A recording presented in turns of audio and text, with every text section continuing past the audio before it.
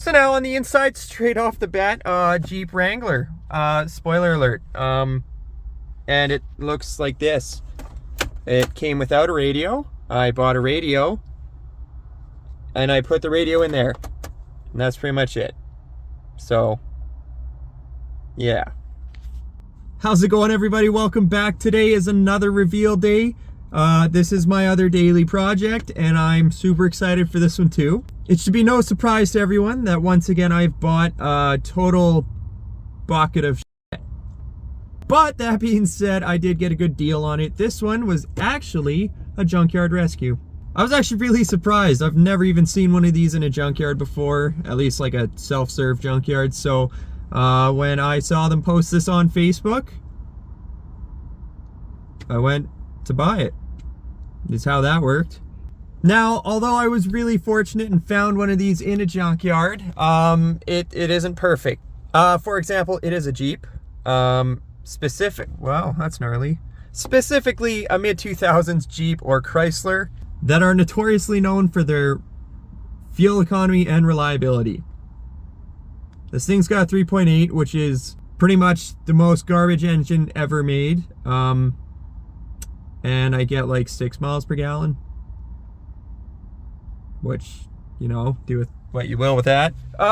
It's not all the Jeep's fault. It is trying its darndest. So without any further ado, is that the word?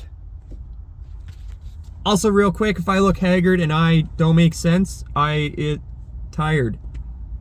It was a long day of work. So now on the inside, straight off the bat, Jeep Wrangler, spoiler alert, and it looks like this. It came without a radio. I bought a radio, and I put the radio in there, and that's pretty much it. So, yeah. So if any of my longtime viewers and subscribers know, there's one thing I love, and it's Jeeps, and this is actually my dream car. This is one of my dream cars, probably my only attainable one, a Jeep.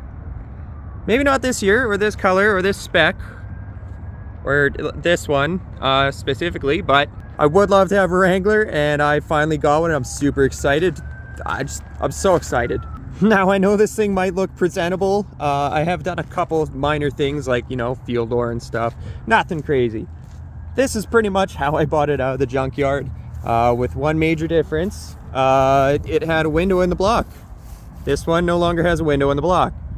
Different block for the record. I didn't JB weld none of that.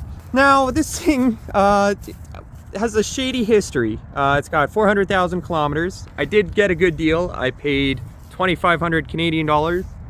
So that's like 1,500 US dollars. Now, we didn't really know anything about it, other than it was in a junkyard and there were 2 pictures. Not good pictures, but there were 2 pictures. But from ripping the interior apart, cleaning it out, and vacuuming it, it was pretty apparent that this was in and around horses, kind of fitting for where I am today.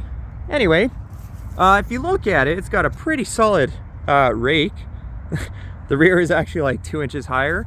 It's got a body lift in the rear. Not a body lift all around, just the rear. So with the hitch it had, I'm assuming this thing pulled horses and or like hay or something. Super confusing. I'm not gonna get super into it today, guys. This is basically just a reveal. I do have a lot of plans for this. This thing is gonna be basically my dream build.